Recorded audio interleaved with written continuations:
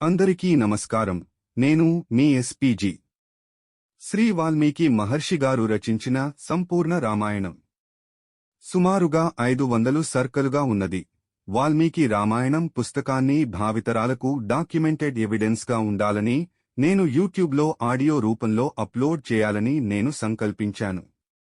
మీరు మీ రోజువారీ కార్యక్రమాలు చేసుకుంటూ వినవచ్చు.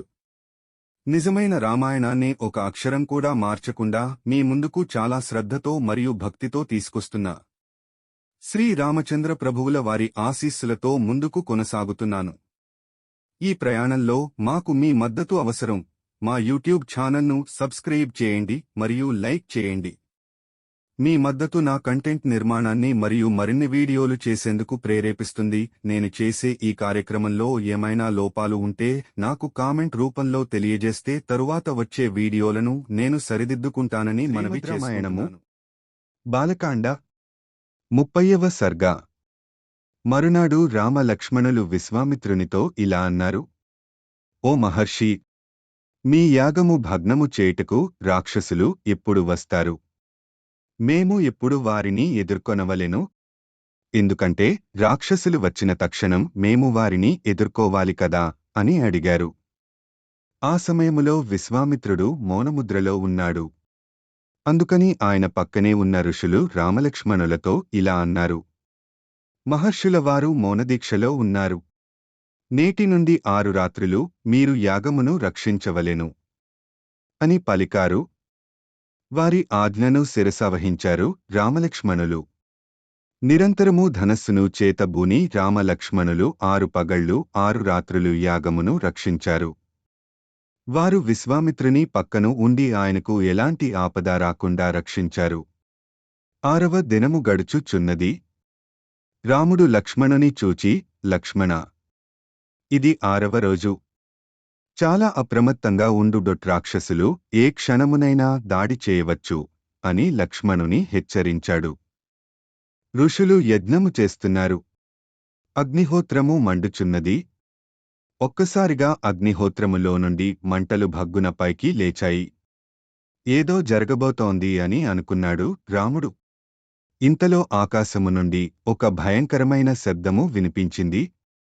మారీచుడు, సుబాహుడు అనే రాక్షసులు మేఘముల రూపములో ఆకాశము అంతా కమ్ముకున్నారు. ఆ రాక్షసులు ఆకాశము నుండి రక్తమును వర్షము వలె కురిపించారు. రక్తము పడిన హెమగుండములో నుండి అగ్ని జ్వాలలు పైకి ఎగిసాయి. చూచిన రాముడు లక్ష్మణునితో ఇలా అన్నాడు: లక్ష్మణ, రాక్షసులు ఆకాశము నుండి రక్తవర్షము కురిపించుచున్నారు. నేను నా బాణములతో ఆ మేఘరూపములో ఉన్న రాక్షసులను తరిమివేస్తాను అని అన్నాడు.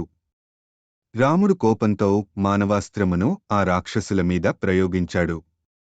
రాముడు ప్రయోగించిన మానవాస్త్రము మారీచుని వక్షస్థలము మీద సూటిగా తగిలింది. ఆ అస్త్రము దెబ్బకు మారీచుడు 100 యోజనముల దూరములో ఉన్న సముద్రములో పోయి పడ్డాడు. అప్పుడు రాముడు లక్ష్మణుని చూచి ఇలా అన్నాడు: లక్ష్మణ, నేను సంధించిన మానవాస్త్రము ఎవరినీ చంపదు, కేవలము మూర్ఛపోయేట్టు చేస్తుంది. ఆ రాక్షసుడు కూడా అచేతనుడై సముద్రములో పడ్డాడు. కాని ఈ రాక్షసులను క్షమించరాదు. వీరి ప్రాణములు తీయడమే సరైన మార్గము అని అన్నాడు. వెంటనే రాముడు ఆగ్నేయాస్త్రమును సుబాహుని మీద సంధించాడు. ఆ అస్త్రము తగిలి సుబాహుడు నేలకూలాడు. వెంటనే గిలా గిలా కొట్టుకొని మరణించాడు. రాముడు మిగిలిన రాక్షసులను వాయవ్యాస్త్రము ప్రయోగించి నాశనం చేశాడు. ఆ ప్రకారంగా రాముడు విశ్వామిత్రుని యజ్ఞమునకు భంగము కలిగించు రాక్షసులనందరినీ తన దివ్యాస్త్రములతో సమూలంగా చంపాడు.